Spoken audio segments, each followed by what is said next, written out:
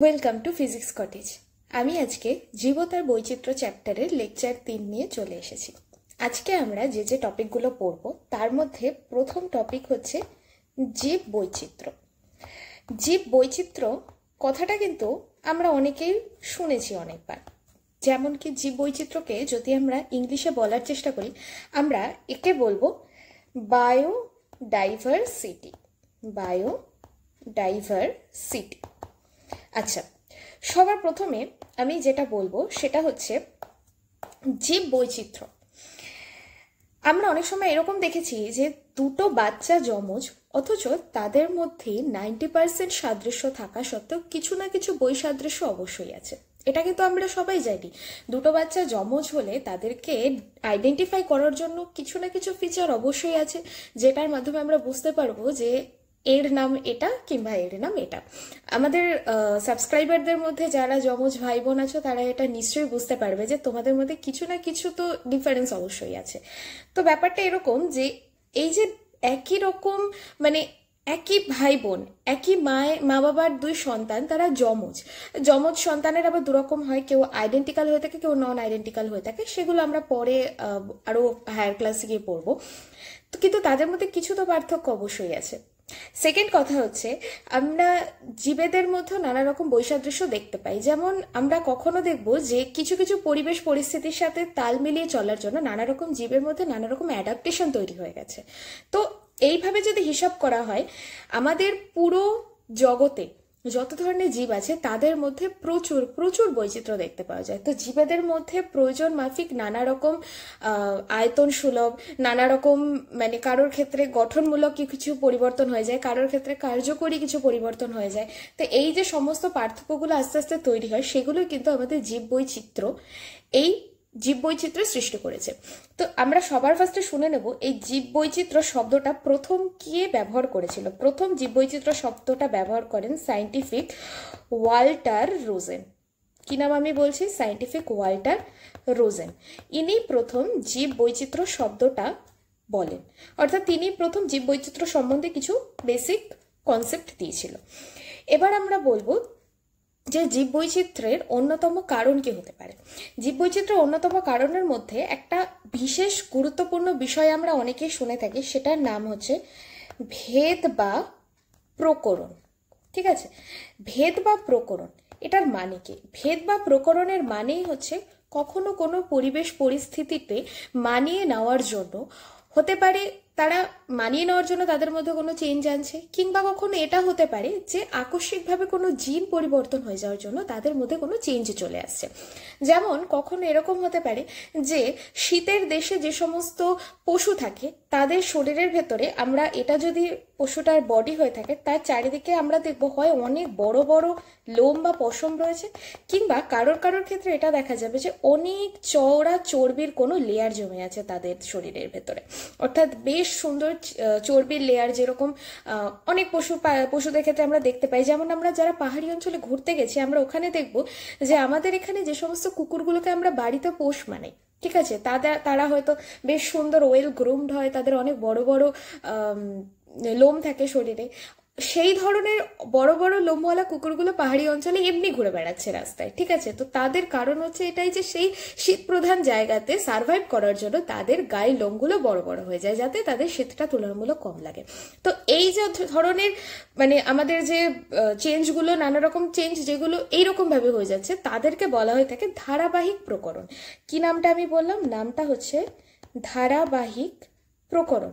অর্থাৎ কি, এই ধরনের প্রকরণগুলো পরপর চলে আসছে। অর্থাৎ পাহাড়ি অঞ্চলে যে কুকুর আছে তার যে বাচ্চা হবে তার ক্ষেত্রে সেম। কিংবা আমরা জানি যে অনেক ক্ষেত্রে পাহাড়ি অঞ্চলে গেলে এক ধরনের গরু দেখতে পাওয়া যায় যাকে বলে চমড়ি গাই। তাদের বেশ মোটা গায়ের লেয়ার থাকে, চর্বির লেয়ার, তাদের ভীষণ ভীষণ মোটা লেয়ার থাকে, তাদের শীত প্রধান অঞ্চলে থাকে বলে। তাহলে আমরা কি বলবো, তাদের যে ছেলে মেয়ে হবে, তাদের থেকে যে বাচ্চা গাই হবে বা কিছু, তাহলে তারা সবাই একই প্রজাতির হবে, তারা সবাই একরকম হবে। তাই এটার নাম দেওয়া হয়ে থাকে কি, এটার নাম হচ্ছে ধারাবাহিক প্রকরণ। অর্থাৎ ধারাবাহিক ভাবে এই প্রকরণ ঘটে থাকে। আরেকটা প্রকরণকে আমরা কি নাম দিয়ে থাকি, সেটার নাম হচ্ছে বিচ্ছিন্ন প্রকরণ। এবার সবাই বলবে যে বিচ্ছিন্ন প্রকরণটা কি? বিচ্ছিন্ন প্রকরণ হচ্ছে এটাই, কখনো কখনো নানা রকম এক্সেপশনাল কেসে আমরা এটা শুনতে পাই যে কিছু কিছু মানুষের ক্ষেত্রে দেখা যাচ্ছে তাদের শরীরের কক্সিস অর্থাৎ ভার্টিব্রা, আমাদের যে শিরদাঁড়ার নিচে যে পার্টটা আছে সেই ভার্টিব্রা এলাকার ওখানে ছোট্ট হয়তো একটা কোনো কক্সিস যে ভার্টিব্রাটা থাকে সেটার হয়তো এক্সটেনশন দেখা যাচ্ছে, যেটা আমাদের লেজের মতো দেখতে মনে হচ্ছে, কিন্তু লেজটা তো এখন আমাদের বিলুপ্ত হয়ে গেছে, লেজটা তো কোনো কাজের নয়, কিন্তু তাদের ক্ষেত্রে সেটা দেখতে পাওয়া যাচ্ছে। তো সেটা এক্সেপশনাল জিনিস। যেমন কিছু কিছু মানুষের হয়তো হাত থাকে, তাদের আমাদের যেরকম আমরা জানি হাতের ভেতরে থাকবে 5টা আঙুল, কিন্তু তাদের ক্ষেত্রে হয়তো দেখা যাবে তাদের হাতে থাকবে 6টা আঙুল। এই না, এটাকে বলা হয় তাকে হেক্টাডাক্টাইলি, এটার নাম দেওয়া হয় হেক্টাডাক্টাইলি, অর্থাৎ হাতে 6টা আঙুল। এটা কিন্তু এক্সেপশন, এমন না যে আমার বাবার যদি হাতে 6টা আঙুল থাকে আমার ক্ষেত্রেও হাতে 6টা আঙুল হবে। তো এটাকে বলা হয় থাকে বিচ্ছিন্ন প্রকরণ, অর্থাৎ বিচ্ছিন্নভাবে কিছু কিছু মানুষের ক্ষেত্রে কিছু প্রকরণ দেখতে পাওয়া যায়, সেটা যে কোনো কারণে হতে পারে, তার কোনো রিজন নেই যে এই রিজনের জন্য তার হয়েছে, এটাকে বিচ্ছিন্ন প্রকরণ বলা হয়ে থাকছে। তো আমরা বুঝতে পারলাম দু ধরনের প্রকরণ, একটা হচ্ছে আমাদের ধারাবাহিক প্রকরণ, একটা আমাদের বিচ্ছিন্ন প্রকরণ। এবার আমরা যে টপিকে যাব সেটা হচ্ছে আমাদের এই যে জীব বৈচিত্র্য হয়ে থাকে, এই জীব বৈচিত্র্যের কিছু উৎস, অর্থাৎ জীব বৈচিত্র্য কেন হচ্ছে, কেন জীবীদের মধ্যে বৈচিত্র্য দেখতে পাওয়া যায়, তার কিছু রিজন বা তার কিছু টুকটাক এক্সাম্পলও বলা যেতে পারে। তো সেই বিষয়টা এবার আমরা আসব। বেশ, তোমরা এখানে স্ক্রিনে কয়েকটা পয়েন্ট দেখতে পাচ্ছ। তার মধ্যে প্রথম পয়েন্ট হচ্ছে জনন, সেকেন্ড পয়েন্ট হচ্ছে মিউটেশন, থার্ড পয়েন্ট হচ্ছে বিচ্ছিন্নতা এবং ফোর্থ পয়েন্ট হচ্ছে প্রাকৃতিক নির্বাচন। আচ্ছা, এই পয়েন্টগুলো কি? এই পয়েন্টগুলোই হচ্ছে আমরা যে জীব বৈচিত্র্য দেখতে পাই তার কিছু উৎস বলা যেতে পারে, যেমন এই এই কারণগুলোর জন্য পৃথিবীতে এত জীব বৈচিত্র্য রয়েছে, কিংবা কিছু মানে কি বলবো বৈশিষ্ট্য বলা যেতে পারে যে জীব বৈচিত্র্যের উৎস কি কি বা জীব বৈচিত্র্য কখন কখন ঘটতে পারে সেগুলো বলা যেতে পারে। তাহলে সবার প্রথম যে এক্সাম্পলটা আসছে সেটা হচ্ছে জনন। আমরা একটা জিনিস অনেকেই জানি যে আমাদের জনন দু প্রকারের হয়ে থাকে, একটা হচ্ছে আসেক্সুয়াল, আরেকটা হচ্ছে সেক্সুয়াল, ঠিক আছে, যেটা আমরা যৌন জনন বলে পরিচিত। একটা অযৌন জনন, একটা যৌন জনন। আচ্ছা, সবার প্রথম হচ্ছে আসেক্সুয়ালে কি হয়? আসেক্সুয়ালে হয় হচ্ছে একটা জীব থেকে অপত্য জীবের সৃষ্টি হচ্ছে। তাহলে একটা কথা তোমরা ভালোভাবে চিন্তা করো, আমার ভেতরে যে বৈশিষ্ট্য আছে, ধরো একটা গাছের ভেতরে যে বৈশিষ্ট্য আছে তার থেকে যদি একটা অপত্য জীবের সৃষ্টি হয়, তাহলে সেই গাছের ভেতরে যে বৈশিষ্ট্য আছে সেই বৈশিষ্ট্যই তার অপত্য জীবে যাবে, অর্থাৎ বৈশিষ্ট্যের কোনো পরিবর্তন হওয়ার কোনো চান্স নেই। কিন্তু যখনই সেক্সুয়াল রিপ্রোডাকশন চলে আসছে, যৌন জনন চলে আসছে, সেক্ষেত্রে কি হচ্ছে? সেক্ষেত্রে দুটো আলাদা গ্যামেট থাকছে, সেই গ্যামেট দুটো একসাথে মিলে একটা অপত্য জীবের সৃষ্টি করছে। তাহলে কি হচ্ছে? এই অপত্য জীবের মধ্যে সেক্সুয়াল রিপ্রোডাকশন হওয়ার জন্য ফাদার এবং মাদার দুজনেরই কিছু ফিচার যাচ্ছে। তাতে কি হচ্ছে? তার ভেতরে নানা রকম মিউটেশন হতে পারে বা রিকম্বিনেশন হতে পারে। এগুলো পরবর্তীতে তোমরা ভালো করে পড়বে, কিংবা কেউ কেউ হয়তো টার্মগুলোর সাথে পরিচিত হলেও হতে পারো। রিকম্বিনেশন মানে তাদের ক্রোমোজোমের ভেতরে কিছু চেঞ্জেস চলে আসে, অর্থাৎ কি হচ্ছে? তাদের মধ্যে এমন কিছু ফিচার ডেভেলপ হয়ে যাবে যে ফিচারগুলো মা বা বাবা কারোর থেকে আলাদা হবে। এবার এই অপত্য যখন আবার কারোর সাথে মেট করবে এবং সেখান থেকে আরেকটা নতুন অপত্য জীবের সৃষ্টি হবে, তার ভেতরে হয়তো তেমনই আরো কিছু চেঞ্জেস হবে, অর্থাৎ বংশ পরম্পরায় কনস্ট্যান্ট ভাবে চেঞ্জেস গুলো চলতে থাকছে। তাহলে আমরা কি বলছি? জননের মাধ্যমে কনস্ট্যান্ট কিছু না কিছু চেঞ্জ হচ্ছে অপত্য জীবের মধ্যে, এবং এইভাবে করে নানা রকম আস্তে আস্তে করে নতুন নতুন ফিচার মানে নতুন অপত্য জীবের মধ্যে কনস্ট্যান্টলি ডেভেলপ হতে হতে হতে হতে একটা টাইমে গিয়ে দেখা যাবে যে অনেকগুলো বংশ যদি পরপর পরে গিয়ে আমরা টেস্ট করি যে শুরুতে যে ছিল তার থেকে যে অপত্য তৈরি হয়েছে তার ভেতরে হয়তো আকাশ পাতাল পার্থক্য থাকছে। যেমন আমাদের যে মানুষ হোমোস্যাপিয়েন্স, আমাদের হোমোস্যাপিয়েন্স তো আজকে আসেনি, আমাদের মানুষের যেখান থেকে উৎপত্তি সেখানে রামাপিথেকাস এরকম প্রচুর নাম আছে, অর্থাৎ মানুষের হোমোস্যাপিয়েন্স নামের আগেও প্রচুর নাম ছিল। তো সেইখান থেকে নানা রকম চেঞ্জ হতে হতে হতে হতে আজকে আমাদের যে ডেভেলপড হোমোস্যাপিয়েন্স তৈরি হয়েছে সে এসেছে, হোমোস্যাপিয়েন্স এবং স্যাপিয়েন্স। ঠিক আছে, এটা আমাদের সায়েন্টিফিক নাম। এবার আসছে কি, তাহলে জনন কিভাবে জীববৈচিত্র্য তৈরি করছে সেটা আমরা বুঝলাম। এর পরের টার্ম কি? মিউটেশন। আচ্ছা, মিউটেশন কি? মিউটেশন হচ্ছে অনেক সময় কোনো চেঞ্জ কিছু চলে আসে যেটা হয়তো কোনো আকস্মিক কারণ, যেমন হয়তো দেখা গেল যে কোথাও একটা একটা শহর রয়েছে যেটা প্রচন্ড পলিউটেড একটা শহর। পলিউটেড শহর মানে কি, আমরা জানি যে চারিদিক থেকে কালো ধোঁয়া বেরোচ্ছে, কালো নানা রকম ডাস্ট পার্টিকেল ঘুরে বেড়াচ্ছে, প্রচন্ড পলিউটেড একটা শহর। সেই ক্ষেত্রে কি হবে, সেই ক্ষেত্রে দেখা যাবে যে মানুষগুলো থাকবে, তাদের অটোমেটিক সেইখানে থাকার জন্য বা একটা পলিউটেড এরিয়াতে থাকার জন্য তাদের অটোমেটিক কিছু breathing problem, asthma, dust allergy এগুলো ক্রিয়েট হওয়া স্টার্ট করবে। ঠিক আছে, এটা আমরা কি বলবো, এটা মিউটেশন হয়ে যাচ্ছে অটোমেটিক তাদের বডি এই পলিউটেড এরিয়ার সাথে নিজেদেরকে মানাতে না পারার জন্য তাদের ভেতরে এই ডিজিজগুলো আস্তে আস্তে করে তৈরি হচ্ছে। যেমন আমরা হিরোশিমা নাগাসাকির কথা অনেকেই জানি, যে সেখানে নিউক্লিয়ার বোম ফাটানোর জন্য সেখানে প্রচুর প্রচুর প্রচুর প্রচুর বাচ্চারা জন্মগ্রহণ করেছে যারা বিকলাঙ্গ। কেন না, তাদের সেই অ্যাটমসফিয়ারের জন্য তাদের অটোমেটিক জিনের মিউটেশন ঘটে যাচ্ছে, তারা সুস্থভাবে জন্মগ্রহণ করতে পারছে না। তাহলে এই মিউটেশন ঘটার জন্য, আমি তো এখানে কিছু নেগেটিভ মিউটেশনের কথা বললাম, অনেক ক্ষেত্রে কিছু পজিটিভও হতে পারে। তো এই ধরনের মিউটেশনগুলো আস্তে আস্তে করে নানা রকম জীবের তৈরি করছে। এটা গেল আমাদের মিউটেশন। এরপরে আসছে বিচ্ছিন্নতা। বিচ্ছিন্নতা টার্মটা আমরা কিভাবে এক্সপ্লেন করব? বিচ্ছিন্নতা টার্মে আসবে, হয়তো কখনো দেখা গেল কোনো একটা জায়গাতে 10 লক্ষ মানুষ আছে, ঠিক আছে, হঠাৎ করে সেখানে সামথিং কিছু একটা ভূমিকম্প হলো বা কিছু হওয়ার জন্য হয়তো এই চত্বর থেকে এই চত্বরে থাকা মানুষগুলো আলাদা হয়ে গেল, সেপারেট হয়ে গেল, মাঝখানে হয়তো একটা বড় কোনো ক্যানিয়ন তৈরি হয়ে গেল, তাতে দেখা গেল এই ক্যানিয়নের এই পাশে কিছু মানুষ, এই পাশে কিছু মানুষ থাকলো। কি হবে, এদের মধ্যে কিন্তু এই যে একটা পর্বত থাকার জন্য একটা বিচ্ছিন্নতা হয়ে গেল দু ধরনের মানুষের মধ্যে। ঠিক আছে, দেখা গেল এইখানে যে সমস্ত মানুষগুলো আছে তারা একরকম ফিচারে আস্তে আস্তে করে গ্রো করা শুরু করলো, কারণ তারা এই সমস্ত মানুষগুলোর থেকে বিচ্ছিন্ন হয়ে গেছে। ঠিক এরকম এক্সাম্পল তোমরা নিশ্চয়ই অনেকে পড়বে, ইউটিউব বা যে কোনো জায়গাতে গুগল করলে জানা যায় যে অনেক আদিবাসী সম্প্রদায় থাকে যারা হয়তো সমুদ্রের থেকে অনেকটা দূরে, আমাদের এই জনসমাজের থেকে অনেকটা দূরে কোনো একটা আইল্যান্ডে আছে। তাহলে তাদের ক্ষেত্রে দেখা যায় কি, তারা সম্পূর্ণ আমাদের মানুষদের থেকে আইসোলেট। ইভেন আমাদের মানুষরা যদি সেখানে যায়, তারা তাদেরকে অ্যাকসেপ্ট করতে পারে না, তারা হয়তো তীর ধনুক নিয়ে তাদেরকে অ্যাটাক করছে কিংবা অন্যভাবে অ্যাটাক করছে, কারণ তারা সেই সমস্ত আমাদের যে জনবহুল সমাজ বা আমরা যে মানুষ রয়েছে তাদেরকে হয়তো সেই সমস্ত আদিবাসী তারা অ্যাকসেপ্ট করতে পারে না।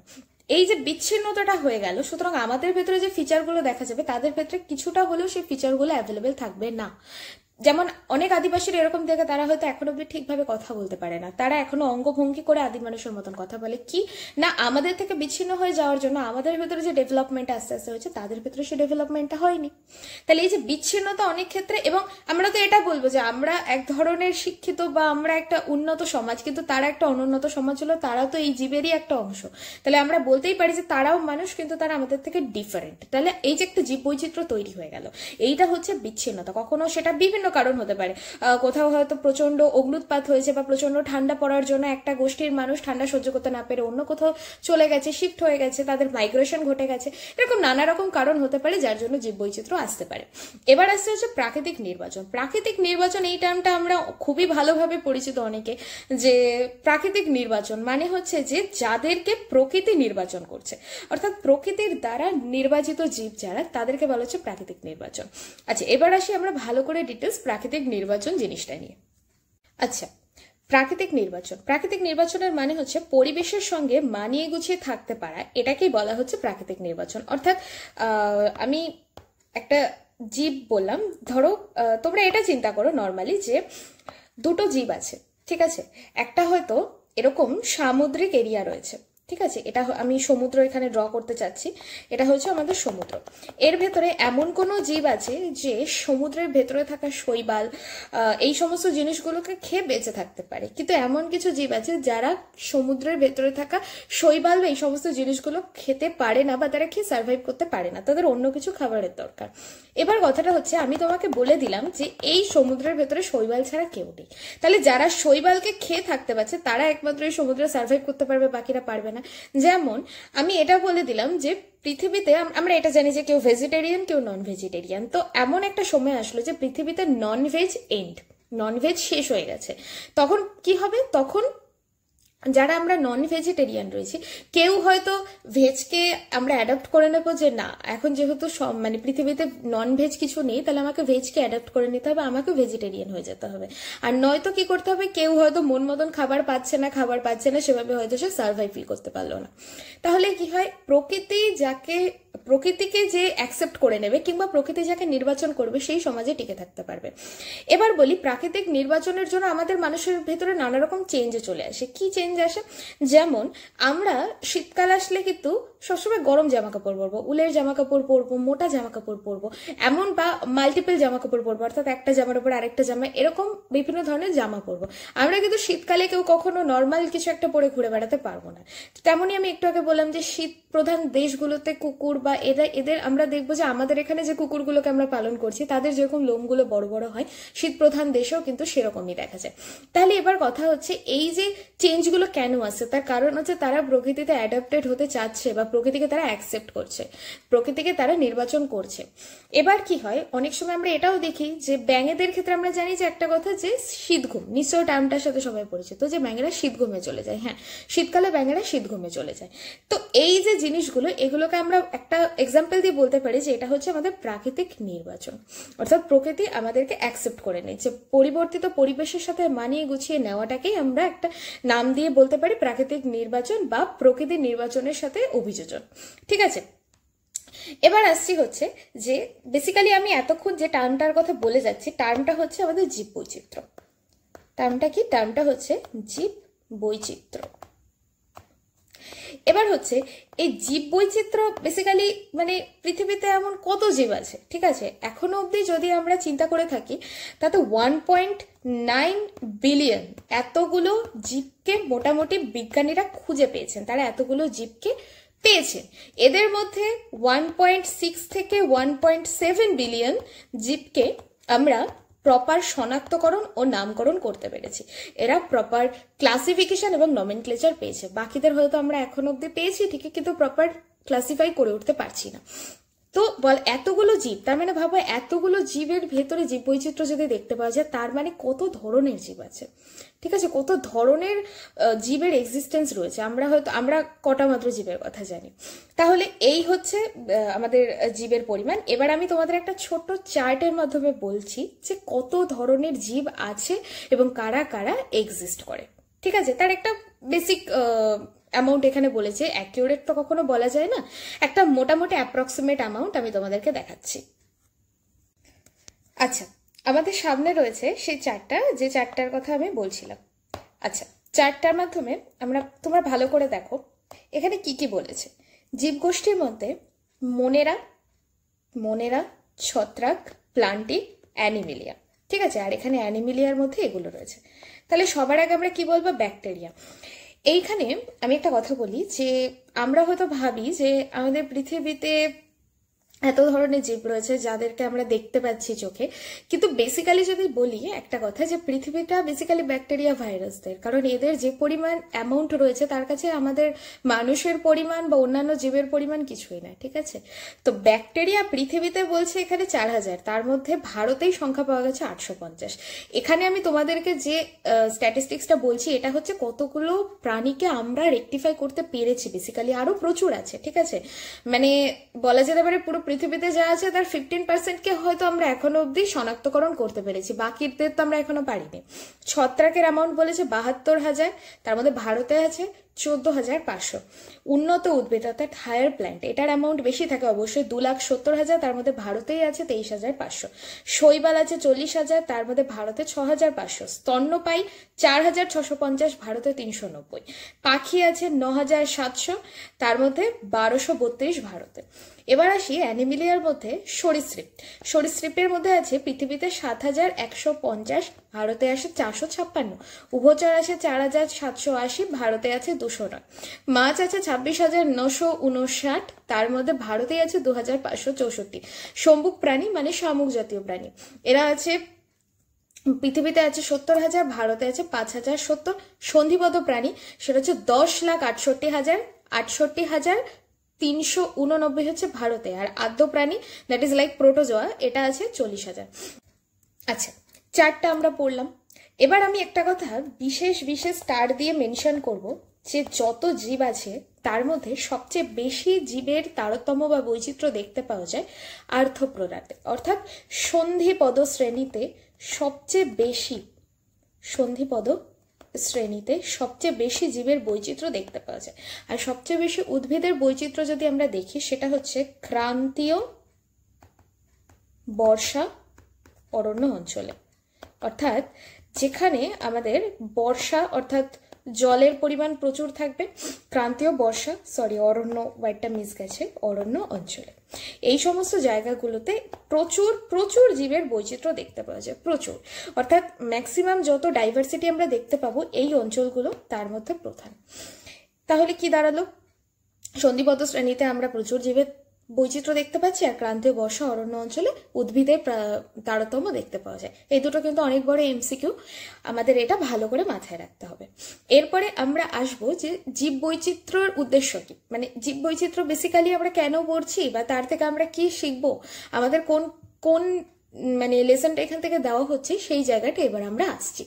বেশ, এবার আমরা পড়বো যে আমরা কেন পড়ছি এই জীব বৈচিত্র্য, আমরা কেন পড়ছি তার লক্ষ্য ও উদ্দেশ্য।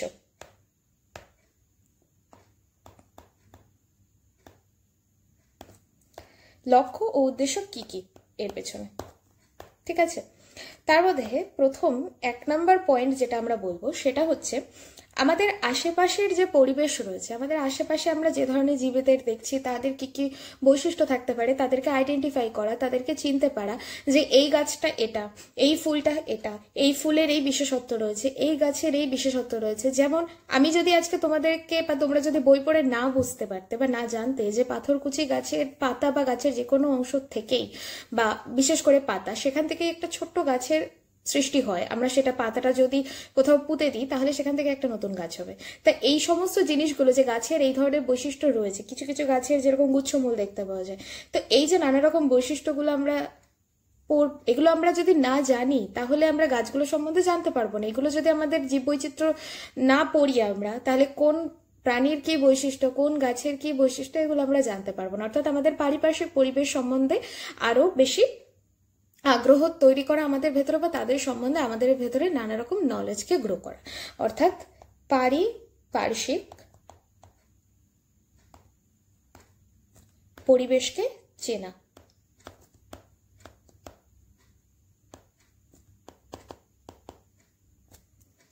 2 নাম্বার পয়েন্ট আমাদের কি হতে পারে, এগুলো এমন না যে তোমাকে পার্টিকুলার এই পয়েন্টগুলোই লিখতে হবে, তোমরা নিজেরা একটু ভালো করে বুঝলে পয়েন্টগুলো তোমরা নিজেরাই চিন্তা করতে পারবে।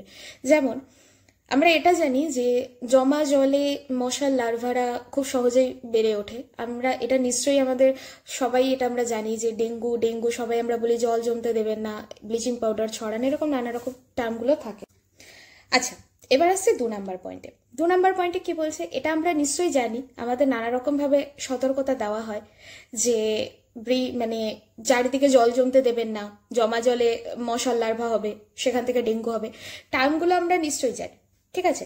এবার ব্যাপারটা হচ্ছে যে এই জিনিসগুলো, নলেজগুলো যদি আমরা না জানি, এটাও এক প্রকার জীববৈচিত্র্যের মধ্যে পড়বে যে জমা জলে মশার লার্ভারা বেড়ে উঠছে, ডেভেলপমেন্টের জন্য জমা জল থেকে তারা ইজিলি গ্রো করতে পারছে। তাহলে এই ধরনের জিনিসটা তোমরা জানছো মানে তোমরা নিজেদেরকে সতর্ক করতে পারছো এগুলোর থেকে, যে চারিদিকে জমা জল জমতে দেবো না আমরা। তো এটাও বলা যেতে পারে যে জীববৈচিত্র্যের একটা প্রয়োগই বলা যেতে পারে, যে তোমরা এগুলো জানো বলে তোমরা সেগুলোর থেকে নিজেদেরকে সতর্ক করতে পারছো। তো একটা হচ্ছে নিজেদেরকে সুরক্ষা দেওয়া,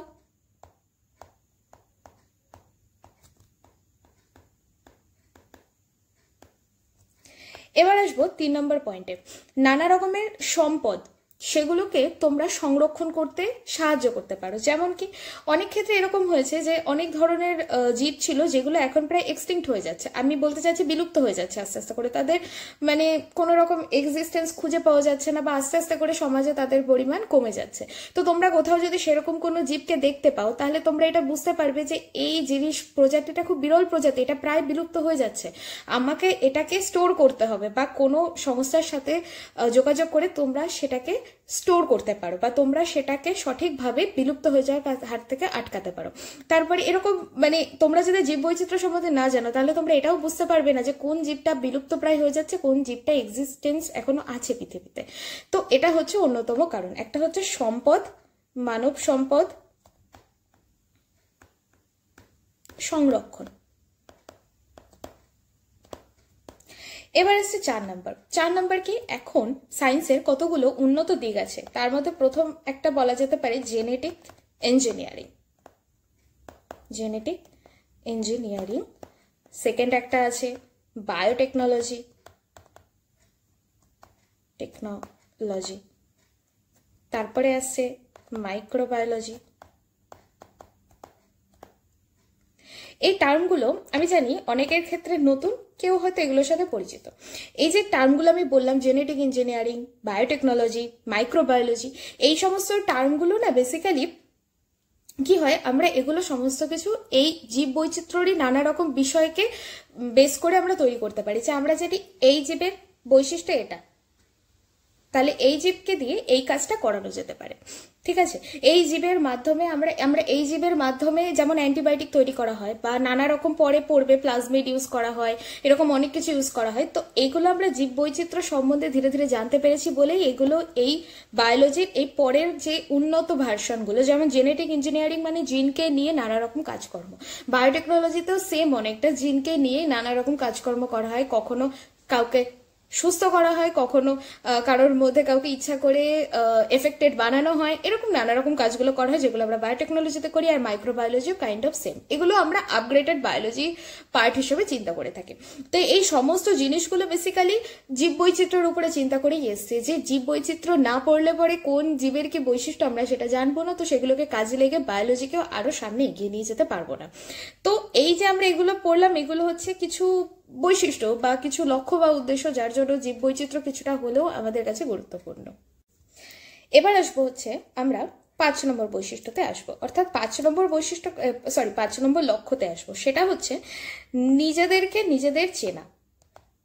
নিজেদেরকে চেনা, অর্থাৎ এই জীব বৈচিত্র্যের মাধ্যমেই আমরা কিন্তু জীব বৈচিত্র্যের মধ্যে মানুষ নিজেদের অঙ্গ প্রত্যঙ্গ, নিজেদের ভেতরে থাকা নানা রকম ইমিউনিটি সিস্টেম, নানা রকম কাজকর্মের প্রসেস, যে কিভাবে কাজ হচ্ছে না হচ্ছে সেইভাবে নিজেদের প্রতি নিজেদের সচেতনতা বজায় রাখা, এই সমস্ত কিছু কিন্তু জীব বৈচিত্র্যের মাধ্যমেই হয়। জীব বৈচিত্র্য এসছে বলেই তাদের মধ্যে একটা জীব, আমরা মানুষ যাদের ফিজিওলজি বলো, যাদের নানা রকম বৈশিষ্ট্যগুলো আমরা কনস্ট্যান্ট পড়ছি, আর এগুলো আমরা পড়ছি বলে সেখান থেকে ধীরে ধীরে আমরা নিজেদের সম্বন্ধে অনেক কিছু জানছি, এবং সেটা আমরা আস্তে আস্তে করে নিজেদেরকে সচেতন করা হোক বা নিজেদের ডেভেলপ করার জন্য হোক, নানা রকম কাজে ব্যবহার করতে পারছি। তাহলে এইখানে আমরা যে 5টা রিজন বললাম, এই 5টা রিজন নয়, লক্ষ্য বললাম, 5টা হচ্ছে আমাদের জীব বৈচিত্র্য পড়ার লক্ষ্য উদ্দেশ্য হিসাবে আমরা বলতে পারি। আমি জানি অনেকেরই মনে হবে যে এগুলো এমন বিশেষ গুরুত্বপূর্ণ নয়, এগুলো তো এমনিও জানা যায়, কিন্তু এটা বুঝতে হবে যে আগেকার দিনে সায়েন্সটা এতটা ডেভেলপড ছিল না। আস্তে আস্তে করে জীব বৈচিত্র্যগুলো এসছে বলেই ধীরে ধীরে নানা রকম সায়েন্সটা ডেভেলপড হয়ে আজকের জায়গাতে এসছে।